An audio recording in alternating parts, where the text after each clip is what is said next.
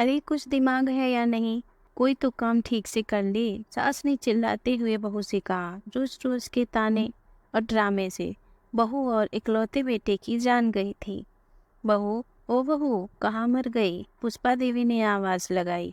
वो अभी सारा काम निपटाने के बाद नहाने के लिए गई थी और सास की हर 2 मिनट में ऐसी आवाज सुनने की उसकी आदत पड़ चुकी थी। जरा सी नजरों के सामने से हटी कि सास चिल्लाना शुरू कर देती।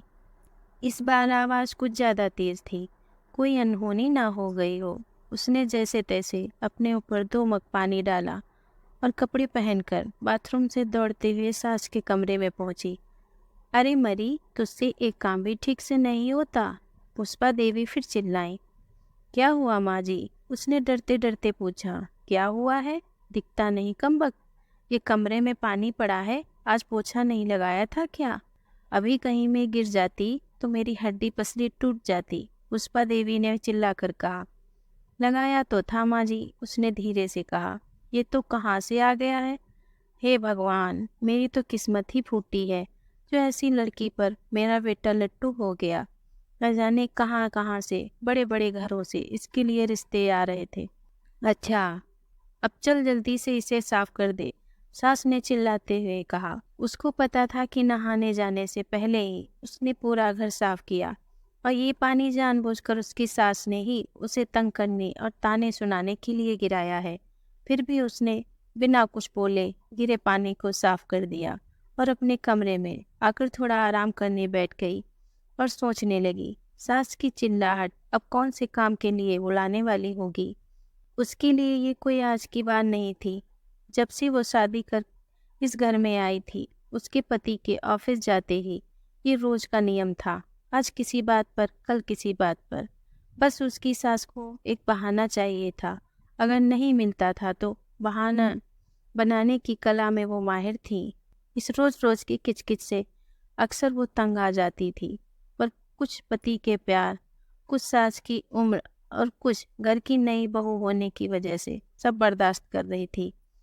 उसे खुद ही समझ नहीं आ रहा था कि उसके खुद के वजूद में इतना परिवर्तन कब और कैसे आया। उसको यह भी याद नहीं कि कब उसके अपने घर में उसकी माँ या पिता ने कभी उसके ऐसे सुर में बात की। अपने कॉलेज और स्कूल के समय तो वो बिंदास लड़कियों में से एक थी। पूरे स्कूल या कॉलेज में कहीं भी किसी के साथ कोई गलत बात होती थी तो वो लड़ने के लिए सबसे आगे खड़ी मिलती थी। किसी के भी हक के लिए वो पूरे सिस्टम से लड़ जाती थी। पर आज अपने ही खिलाफ हो रहे अन्याय को चुपचाप सह रही थी। सोचती थी, क्या यही शादी के मायने होते हैं? जब एक लड़की को अपने स्वाभिमान और सम्मान को एक नए परिवार की सूली पर चढ़ा देना पड़ता है। शाम को पति के आने पर बहुत सारी बातें कहने को मन होता। एक दो बार कही भी थी, पर एक तो थकी होने से वो इस पर ज्यादा ध्यान नहीं देते थे और फिर अपनी माँ के खिलाफ वो एक भी शब्द नहीं सुन सकते। उनकी माँ भी अपने बेटे के सामने से बड़े दिखावे के साथ बात करती थी। जैसे ही बेटा घर से बाहर निकलता था, उनके तेवर बदल जाते थे।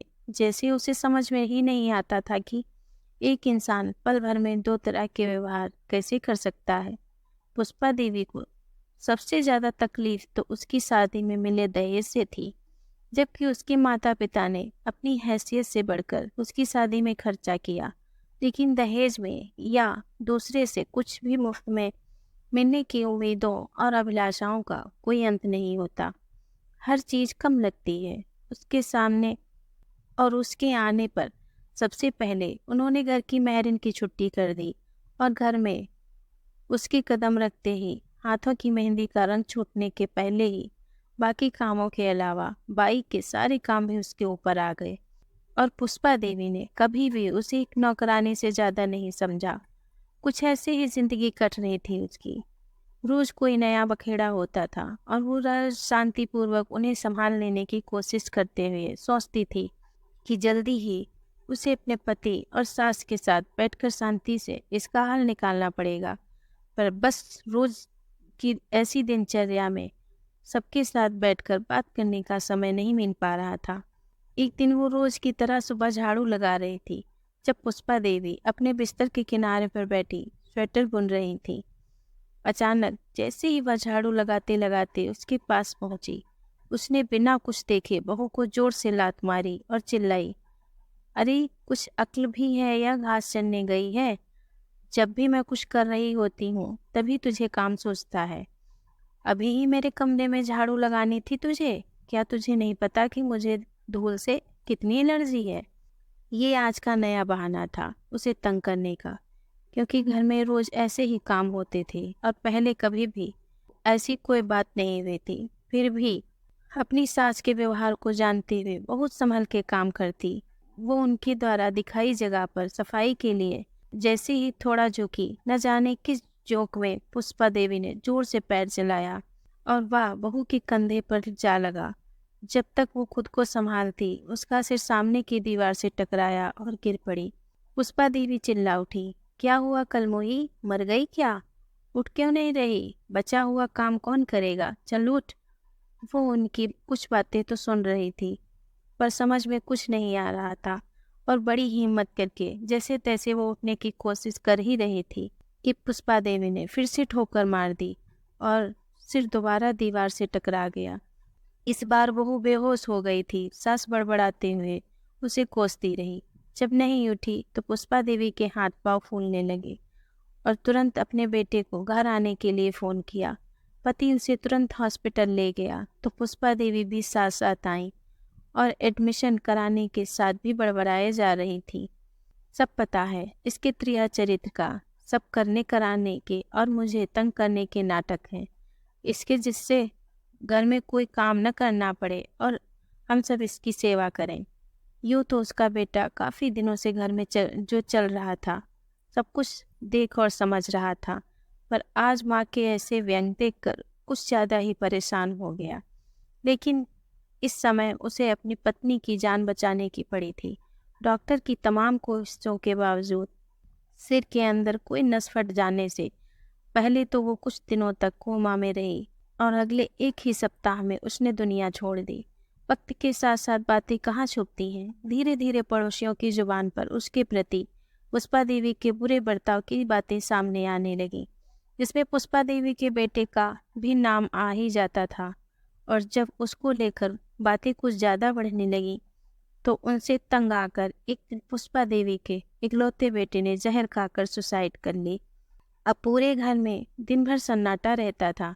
पुष्पा देवी कुछ दिनों तक लोगों को दिखाई पड़ती रहीं और अक्सर घर के अंदर से उनकी आवाज़ें सुनाई पड़ती थीं। अरे कलमोही, कहाँ मर गई? मेरे बेटे को भी साथ ले गई?